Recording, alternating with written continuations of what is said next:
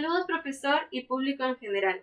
El día de hoy expondremos un resumen acerca de las ideas que hemos considerado las más importantes dentro de las 5 lecturas que conforman el dossier número 1.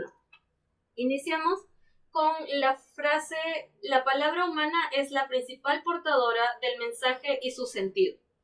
De aquí podemos decir que la importancia de la radio radica en su responsabilidad dentro de los medios de comunicación, ya que esta es la más parecida y la más emparentada con la literatura, la democracia y la libertad. De aquí surge esta frase: la radio trabaja todos los días con fuego y hielo, con sangre y semen, sudor y perfumes. Trabaja con la lengua, que es la entidad viva y cambiante. La radio testimonia permanentemente la evolución del hombre y de su lengua. Propone, cataliza, refleja y acompaña, pero no determina necesariamente. Por lo menos, no sola. Por lo menos, no más que la realidad misma. Por esta razón es que el semiólogo francés Roland Barthes en los años 60 nos afirma que la nuestra es una civilización de la palabra, y esto a pesar de la invasión de las imágenes. A partir de ahí podemos decir que la palabra hablada en sí adquiría la fuerza que ha hecho que la radio actual sea uno de los medios más competitivos y los medios más vigentes, aún frente a la poderosísima televisión. Por otro lado, también podemos encontrar que la radio en sí, que con la radio la lengua pierde su carácter privado y se inserta dentro de lo social para convertirse en un gran nosotros que no pasa ni desapercibido ni por alto a nadie. La lectura también nos menciona que la radio, como lo dije, está muy vinculada a lo que es la literatura. Por esto, la lingüista Josefina Vilar nos dice que en el habla pública caben todos los géneros literarios, tanto desde los poéticos hasta los académicos. Y también todos los actos del habla, como pueden ser el preguntar, convencer, etc. De esto deriva los 3 componentes más importantes de lo que es el significante radiofónico, que vienen a ser las lenguas habladas, la música y los efectos sonoros. La radio en sí es un medio imposible de detener debido a que tiene una naturaleza independiente. La radio democrática a veces, no siempre, no obligatoriamente, puede adquirir otras intenciones más allá en sí de lo que es la información y el entretenimiento. Es por esto que, se quiera o no, la radio nunca ha rehuido, ni tampoco debe hacerlo, de su enorme responsabilidad que tiene frente al perfeccionamiento de lo que son los procesos democráticos. Además que también esta es, digamos, como que la fundamental transmisora de lo que son las ideas al público en general. Por ello, podemos asegurar y estar convencidos de que la radio en sí va a protagonizar el reto democrático en el siglo XXI. Muy bien, continuando con la exposición, vamos a empezar con una cita, que es esta primera. La trayectoria de supervivencia y desarrollo de los medios comunitarios, que es el tema en que vamos a empezar a tallar, se parece mucho a la de los artistas de circo que caminan en un equilibrio sobre una delicada cuerda floja, ¿no? Esto nos hace como una referencia, como una analogía para que se pueda lograr a comprender esta débil cuerda, ¿no? En realidad son relativamente pocas las experiencias que surgen en el seno de las propias radios y comunitarias y las comunidades sin el apoyo externo. Son muy pocas. En todo caso, podemos citar el caso de las radios mineras de Bolivia. En ese sentido fue muy excepcional, ya que las radios sindicales, porque estaba formada por los trabajadores sindicales, estos trabajadores mineros se financiaron durante muchísimos años con aportes de ellos mismos, de sus propios bolsillos en realidad, que estaban destinados incluso a sus jornales diarios, un salario diario, para el mantenimiento de las propias emisoras que ellos habían formado. La sobrevivencia y el desarrollo de estos medios comunitarios, de estos medios de comunicación que son mayormente para la comunidad, depende mucho de este equilibrio que estábamos comentando en un inicio, ¿no? Entre los factores del sostén, la sostenibilidad social, institucional y económica. Esos 3 puntos son muy importantes. Las radios participativas, por ejemplo, que comprometen a las comunidades, que fortalecen ese lazo que tienen entre radio y comunidad, estas tienen mucha mejor perspectiva de sostenibilidad, claro, que aquellos proyectos como que reducen, como que dosifican este acceso a la participación de la audiencia. Entonces allí tenemos nuevamente el equilibrio, ¿no? La conformación de redes es una garantía de supervivencia nata y el desarrollo de los propios medios comunitarios, también lo es, ya que debe conformarse esta red como lo comentamos. Lo que siempre se debe tener en cuenta es cuando se habla de sostenibilidad, que es ahora nuestro nuevo término, es otro detalle. Y vamos a citar aquí los procesos de comunicación deben ser en la dimensión que la comunidad sea capaz de asumir. Entonces, ahí vamos a detallar otro tema. Vamos a incluir a la comunidad ahora en este concepto. Hablamos del proceso de apropiación. Solo este proceso puede darse cuando la comunidad asume este medio comunitario en todos sus aspectos, no solo en lo que es, sino que lo engloba. Es mejor siempre, hablando de radio comunitaria, comenzar con recursos limitados, ¿no? Crecer junto a la propia comunidad con la que se está estableciendo la radio. Esto mayormente para poder establecer proyectos que por su costo y tecnología van a limitar quizás un poquito el acceso, pero los espacios de participación siempre tienen que existir, que deben ser necesarios. Ahora, muchas experiencias de medios comunitarios han fracasado debido justamente a este motivo, a la falta de la articulación con los actores sociales, la comunidad, en la medida en la que las propias voces de la comunidad dejan de escucharse, dejan de expresarse.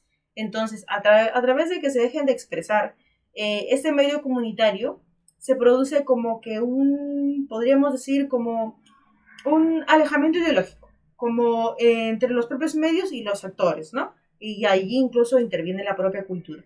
El proceso de apropiación del cual estamos hablando es del medio en el que queda mermado, ¿no? Se interrumpe mayormente, ya no surge este proceso de apropiación. Ahora, hablando de lo económico, siempre hay 2 opciones que conllevan este cierto riesgo ambos. Si el financiamiento llega del Estado, por ejemplo, se corre el riesgo de como que una injerencia política, como administrativa, de los propios gobiernos en turno. Y si el financiamiento para las radios comunitarias de las cuales hablamos llega a través de la propia publicidad, allí tenemos otro peligro. Por ejemplo, se corre el riesgo de que se caiga en manos de empresas privadas que controlan de por sí a los medios a través de las cuentas publicitarias, ¿no? Y como lo hacen en medios masivos. Tanto de una opción como la otra tenemos varios ejemplos actualmente.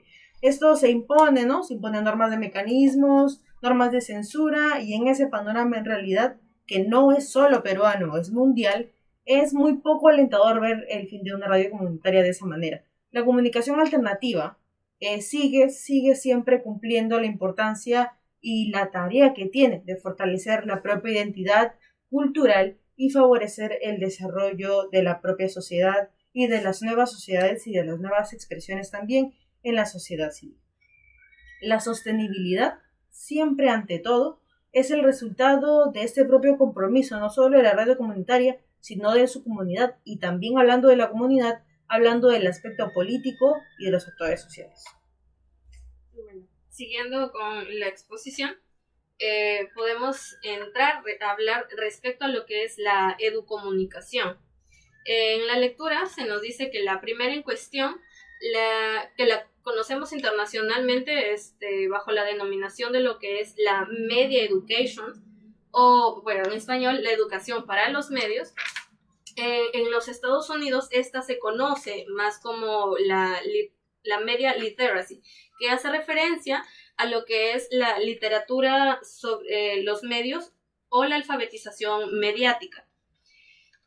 Después, a ver, la segunda en cuestión es la que se encuentra en el ámbito conocido en Estados Unidos como lo que es ya la Information Literacy, que hace referencia a la literatura sobre cómo se produce y más bien cómo se distribuye la información al público en general. Parte de la lectura del documento nos habla acerca de cómo también se vienen incorporando las tecnologías en las universidades en Estados Unidos, las universidades americanas.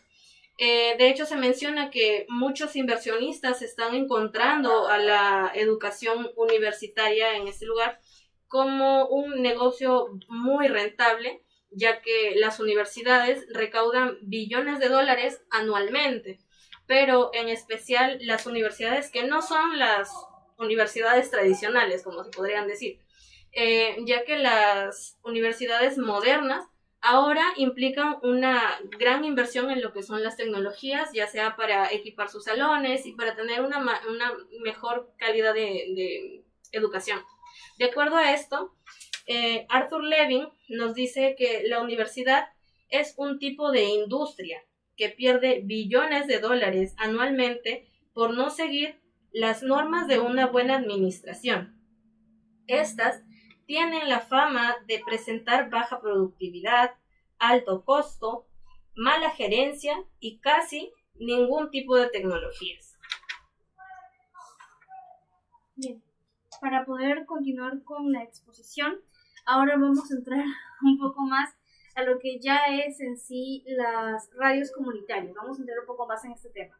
Para ello hay que entender que aunque en nuestra sociedad existan 1001 maneras de poder transmitir información y llegar a las cantidades de audiencias que existe actualmente, también hay diversos medios masivos para poder lograr esto. Aún así, con todo este panorama, todavía hay un mal ejercicio práctico de esta comunicación, un ejercicio que no respeta sus principios. Muchas veces podemos ver en la vida ejemplos de esto, ¿no? Sobre cómo la comunicación se ejerce a través de roles de poder o roles autoritarios que no dejan o no dan la oportunidad al público de que se cuestione. En estos actos la audiencia recibe pasivamente la información y nunca la analiza, nunca va más allá, solamente la recibe.